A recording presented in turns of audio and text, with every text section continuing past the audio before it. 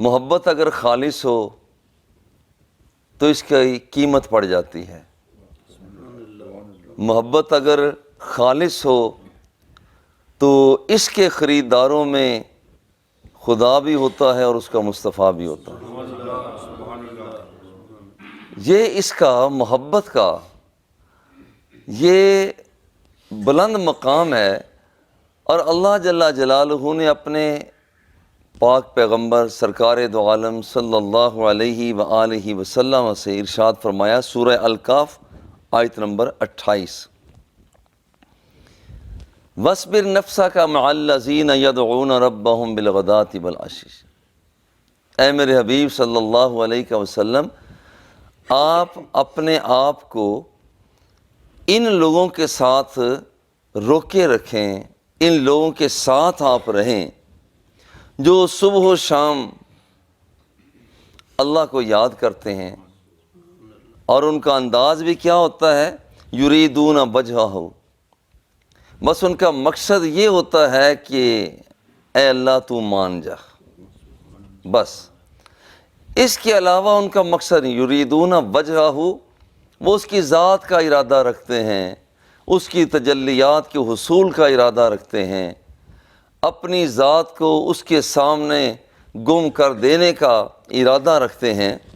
وَلَا تَعْدُ عَيْنَاكَ عَنْهُ، اور اے حبیب صلی اللہ علیہ وسلم آپ کی نظریں ان سے ہٹنے نہ پائیں. یہ مجھے یاد کرنے والے ہیں، میرے ساتھ پیار کرنے والے ہیں، تو آپ کا بھی پیار ان کے ساتھ اسی طرح سے ہو کہ آپ کی نظریں ان سے کہیں ہٹ نہ جائیں. اور اگر یوں سمجھ لیا جائے کہ دوسروں کے تو بہت سے ہیں، انہیں ناز ہے دولت پر، سونے پر، چاندی پر، ہیروں پر، موتیوں پر، جواہرات پر، اور اس بلال حبشی کو تو ناز ہی تیری ذات پر ہے.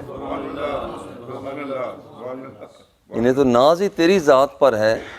اگر تو نے ان سے رخ پھیر لیا تو یہ کہاں جائیں گے؟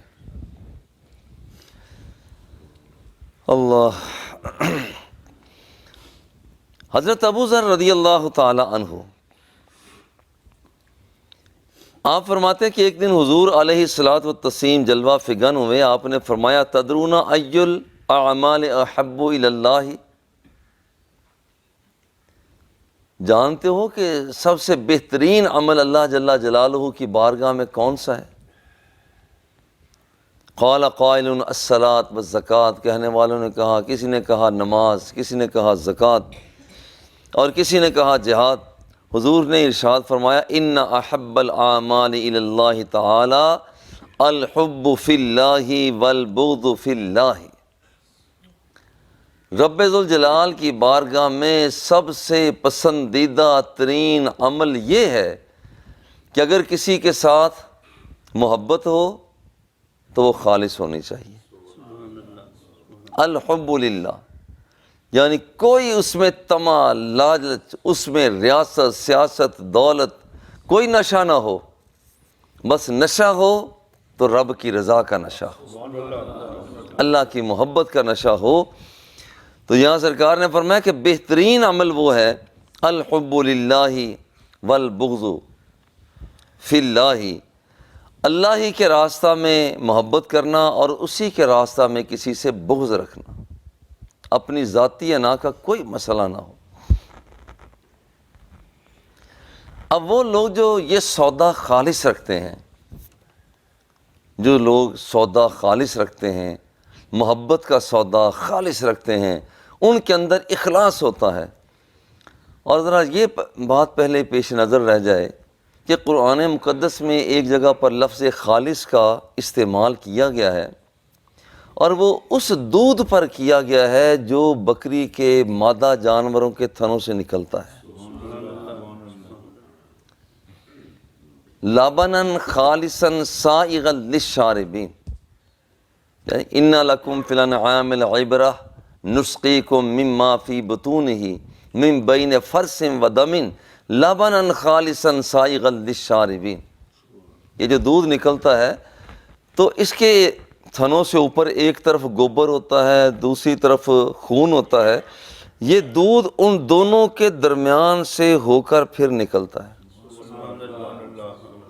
اللہ نے فرمایا کہ یہ ہے لبنن خالصاً، خالص دودھ ہے۔ کیوں؟ اس کے اندر نہ گوبر ملا ہوتا ہے نہ خون ملا ہوتا ہے، یہ ہے لبنن خالصاً۔ اور پھر محبتاً خالصتاً کیا ہوئی کہ وہ محبت بھی اس انداز میں آئے کہ نہ اس کے ساتھ دولت کی امید ملی ہو، نہ سونے کی، نہ چاندی کی، نہ ہیروں کی، نہ جواہرات کی، بس وہ محبت خالص اتنی ہو کہ میرے اللہ بس میں تیری ذات کے لیے محبت کر رہا ہوں، بس اور کوئی چیز درمیان، یہ ہے خالص محبت۔ اور یہ لوگ جو خالص محبت کرنے والے ہیں، ان کا مقام بھی چھوٹا نہیں ہے، بہت بڑا مقام ہے، بہت بڑا مقام ہے۔ آپ نے دیکھا ہوگا کہ لوگ چیزوں کو سونگ سونگ کر دیکھتے ہیں، یہ دودھ خالص ہے، یہ دہی خالص ہے، یہ مکھن خالص ہے، یہ گھی خالص ہے۔ ہاں، یہ ہمارے معیار ہیں۔ اب یہ بندہ جس کے پاس سودا محبت کا خالص ہوگا، خالص محبت کرنے والا ہوگا، قیامت کے دن اس کی اٹھان ہی بڑی عجیب ہوگی، بڑی عجیب اٹھان کا یہ مالک ہوگا۔ حضور فرماتے ہیں ان من عباد اللہ لاناسا ما هم بانبیاء ولا الشهداء یغبطهم الانبیاء والشهداء یوم القیامت بمکانہم من اللہ۔ قیامت کے دن ایک طبقہ ایسا ظاہر ہوگا، نہ تو وہ نبی ہوں گے اور نہ ہی وہ شہید ہوں گے، مگر عجیب بات ہے کہ جو نبی اور شہید ہوں گے وہ بھی ان پر فخر اور ناز کر رہے ہوں گے۔ یہ عجیب سودا ہے، عجیب سودا ہے۔ صحابہ کرام نے عرض کہ حضور آپ ان کے بارے میں ہمیں بتا سکتے ہیں کہ یہ لوگ کیسے ہوں گے؟ حضور نے فرمایا ہم قوم تحابوا بروح اللہ علی غیر ارحام بینہم ولا اموال یتعاطونہا۔ حضور نے فرمایا کہ ان لوگوں کی اصل میں دنیا کے اندر رہتے ہوئے محبت بڑی خالص ہوگی۔ یہ کسی سے محبت کریں گے، یہ اس لیے محبت نہیں کریں گے کہ کوئی رشتہ دار ہے، اس لیے محبت نہیں کریں گے، کہ یہ کوئی دولت والا ہے، یہ اس لیے بھی محبت نہیں کریں گے کہ اس کا کوئی بڑا سٹیٹس ہے۔ ان کے محبت کرنے کا انداز بالکل مختلف ہوگا، ان کا مختلف ہوگا۔ ان کی محبت دنیا کے لیے نہیں، دین کے لیے ہوگی۔ ان کی محبت دولت کے لیے نہیں، بلکہ ان کی محبت خالصتاً رب کی ذات کو منانے کے لیے ہوگی۔ اللہ اکبر۔ میرے آقا فرماتے ہیں ان وجوہہم لنور، جب یہ قیامت کے دن نمودار ہوں گے تو ان کے چہروں پر رب کا دیا ہوا نور چمک رہا ہوگا۔ وَإِنَّهُمْ لَعَلَىٰ نُورٍ، لوگ تو نور کی ایک چھوٹ کے طلبگار ہوتے ہیں، تو ان کے لیے رب ذوالجلال فرماتا ہے، سرکار فرماتا ہے اِنَّهُمْ لَعَلَىٰ نُورٍ، اور یہ نور کے ممبروں پر بیٹھے ہوئے ہوں گے، نور پر ہوں گے، نور کے ممبروں پر ہوں گے۔ لا یخافون اذا خاف الناس، جب لوگ ڈر رہے ہوں گے، گھبرا رہے ہوں گے، ان پر کوئی گھبراہٹ کا اثر ہی نہیں ہوگا، یہ تر و تازہ چہروں کے ساتھ ہوں گے۔ ولا یحزنون اذا حزن الناس، لوگ پریشان ہوں گے مگر انہیں کوئی پریشانی نہ ہوگی۔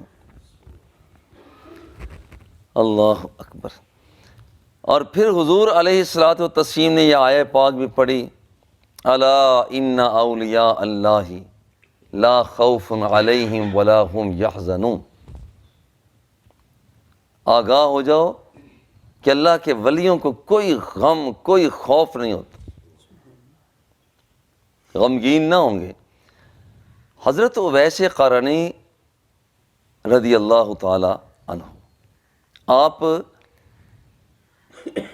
تابعین میں سے بہت بڑا مقام رکھتے ہیں۔ ایک سفر میں، اور اس روایت کے سہیل بن حنیف اس کے راوی ہیں،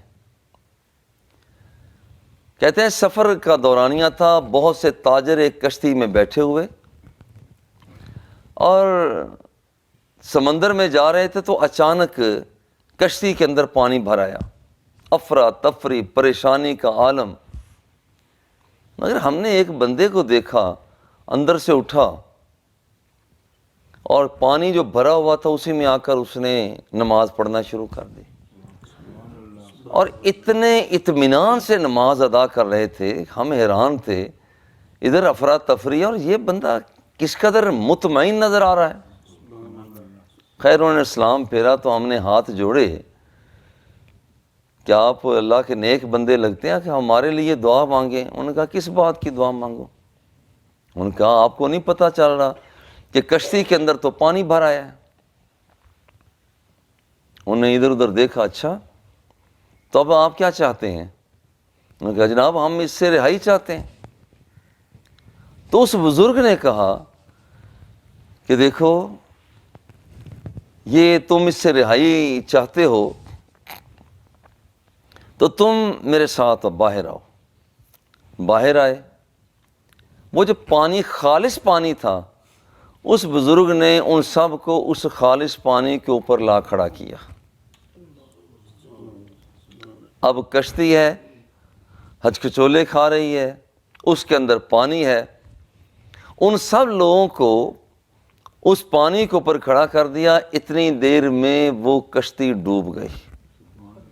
اب یہ لوگ کھڑے ہیں پانی پر، یہ لوگ پانی پر کھڑے ہیں، کشتی ڈوب گئی۔ ان کا حضور والا یہ ساری کی ساری کشتی ڈوب گئی ہے، تو اب یہ بنے گا کیا؟ انہوں نے کہا کوئی پریشانی کی بات ہی نہیں ہے، اور حقیقت بھی ایسے ہی ہے، جب بندہ اپنے مولا کا ہو جاتا ہے تو مولا کی ساری مخلوق اس بندے کی ہو جایا کرتی۔ اب یہاں پر کیا پریشان ہونے کی ضرورت نہیں ہے، تم دنیا کے دھندوں سے آزاد ہو جاؤ تو اللہ جل جلالہ تمہیں بچا دے گا۔ زہد اختیار کر لو، دنیا کے اندر خالصتاً رب کے لیے جیو، اس کے مصطفیٰ کے لیے جیو۔ اتنی دیر میں جب ہم نے کہا جناب یہ کہ نقصان کی تلافی ہو جائے تو بڑی مہربانی نے کہا کہ دنیا میں زہد پیدا کرو، یعنی صرف خالصتاً رب کے لیے جیو۔ انہوں نے کہا جناب ہماری توبہ، ہم زہد کو اختیار کریں گے۔ ان بزرگوں نے دعا مانگی، جو ڈوبی ہوئی کشتی تھی رب ذوالجلال نے پھر سے اسے ظاہر کر دیا، اور یہ ان تاجروں نے وعدہ کیا کہ یہ سامان چونکہ مدینہ منورہ میں ہم لے جا رہے تھے، تو انہوں نے کہا کہ ٹھیک ہے تم مدینہ منورہ میں لے جا کر اسے تقسیم کر دینا۔ اب یہاں تک بات ہوئی، یہ کشتی آگے بڑھتی ہے، انہوں نے پوچھا کہ آپ کون ہیں؟ جو بات ہے کہ آپ کون ہیں، پہلے تو انہیں اظہار نہ کیا، پھر انہیں بتایا کہ مجھے اویس قرنی کہا جاتا ہے، مجھے اویس قرنی کہا جاتا ہے۔ بس اتنی بات کہی، ان کی کشتی کو آگے چلا دیا اور خود غائب ہو گئے۔ یہ اللہ کے بندوں کو غم نہیں ہوتا، پریشانی نہیں ہوتی۔ اللہ کے بندے ایسی چیزوں پر حکمرانی کیا کرتے ہیں۔ راستے میں وہاں ہم دیکھتے ہیں حضرت سفینہ رضی اللہ تعالی عنہ راستہ بھول جاتے ہیں، ایک شیر نظر آتا ہے، شیر سے ہی فرماتے ہیں بھئی جنگل میں رہنے والے میں غلام مصطفیٰ ہوں، میں حضور کا غلام ہوں، راستہ بھول گیا ہوں، رہنمائی کرو۔ وہ آگے آگے چلتا ہے، آپ پیچھے پیچھے چلتے ہیں، قافلہ آ جاتا ہے، قافلے کے ساتھ چھوڑ دیا جاتا ہے، پھر وہ واپس چلا جاتا ہے۔ تو جو لوگ اللہ کے ہو جاتے ہیں، ان کی محبتیں خالص ہو جاتی ہیں، ان کے انداز خالص ہو جاتے ہیں، ان کے دل میں پیار کسی لالچ کی غرض کی وجہ سے نہیں ہوتا، صرف پیار اس لیے ہوتا ہے کہ میرا اللہ راضی ہو جائے، میرا مصطفیٰ راضی ہو جائے، تو پھر ایسے لوگوں کو رب ذوالجلال خیب و خاسر نہیں کیا کرتا، ایسے لوگوں کو مقام دیا کرتا ہے۔ پھر کسی کو عبد القادر جیلانی بناتا ہے، پھر معین الدین چشتی اجمیری بناتا ہے، پھر داتا گنج بخش علی حجویری بناتا ہے، اور پھر کسی کو بابا فرید الدین گن شکر بنا دیا کرتا ہے۔ اللہ جل جلالہ ہم سب کو نیکی کی توفیق عطا فرمائے۔ وصلی اللہ تعالی علی حبیبہ و آلہ و اصحابہ اجمعین۔ الصلاۃ